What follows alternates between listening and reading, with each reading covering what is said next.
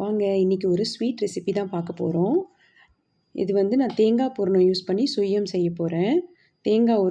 முழு தேங்காய் ஒரு துருவி வச்சுருக்கேன். கொஞ்சம் வெல்லம் எடுத்திருக்கேன். ஒரு 2 ஸ்பூன் நெய் விட்டு தேங்காயை லைட்டாக வறுத்துட்டு வெல்லம் ஆட் பண்ணி இந்த பதத்துக்கு எடுத்து வச்சுக்கோங்க. கொஞ்சம் திக்காகணும் அந்த வெல்லம். பாருங்கள் இப்படி இருக்கணும். நல்லா ஆற விட்டுருங்க ஒரு தட்டில் கொட்டிட்டு. சூடாக இருந்தால் இந்த மாதிரி உருண்டை பிடிக்க வராது. இங்கே நல்லா ஆறுனதுக்கப்புறம் சின்ன சின்ன உருண்டைகளாக உங்களுக்கு என்ன சைஸில் வேணுமோ அந்த சைஸில் உருண்டை பிடிச்சி வச்சுக்கோங்க. எங்கள் அம்மா செய்யும்போது இது கடலைப்பருப்பை ஊற வச்சு வேக வச்சு அதோட வெல்லம் இல்லை சர்க்கரையை ஆட் பண்ணி ஒப்புட்டு மாதிரி செய்வாங்க. நான் வந்து இன்றைக்கி தேங்காயில் ரொம்ப சிம்பிளாக செஞ்சுருக்கேன். நீங்கள் இது கூட ஏலக்காய் உங்களுக்கு ஃப்ளேவர் பிடிக்கும்னா ஏலக்காய் தூள் கொஞ்சம் போட்டுக்கோங்க செய்யும்போதே. இந்த மாதிரி நான் குட்டி குட்டி பால்ஸாக பிடிச்சி வச்சுக்கிட்டேன்.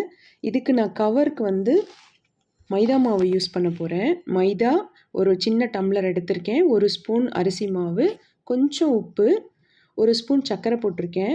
இந்த சர்க்கரை வந்து நம்ம அந்த கவரில் சாப்பிடும்போது அது நல்லாயிருக்கும், இனிப்பு கொஞ்சம் டேஸ்ட்டு. கொஞ்சம் கலருக்கு மஞ்சள் தூள் கொஞ்சம் போட்டிருக்கேன்.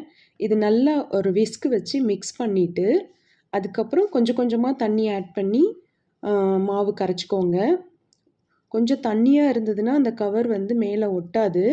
அதனால் கொஞ்சம் திக்காக இருக்கணும். நான் ஃபஸ்ட் டைம் கரைக்கும்போது அது லைட்டாக இருந்ததுனால ஒட்டலை. தட்டில் பார்த்தீங்கன்னா ஒரு உருண்டையை நனைச்சி வச்சுருப்பேன், அது ஒட்டலை. அதனால் மறுபடியும் கொஞ்சம் மாவு ஆட் பண்ணி பாருங்கள். அந்த மாவு நீங்கள் எடுத்து அந்த உருண்டையில் இப்படி வச்சிங்கன்னா இந்த மாதிரி நிற்கணும். இந்த பதத்துக்கு மாவு இருந்ததுனா தான் நல்லா ஒட்டும். அவ்வளோதான். அப்படியே நினச்சி நீங்கள் எண்ணெயில் போட வேண்டியது தான். ரொம்ப சூப்பராக இருந்தது டேஸ்ட்டு.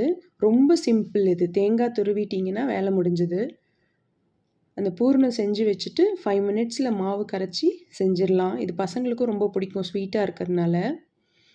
ஒரு டைம் தேங்காய் பூரணம் இது மாதிரி செஞ்சு கொடுங்க. இன்னொரு நாள் பருப்பில் செஞ்சு கொடுங்க.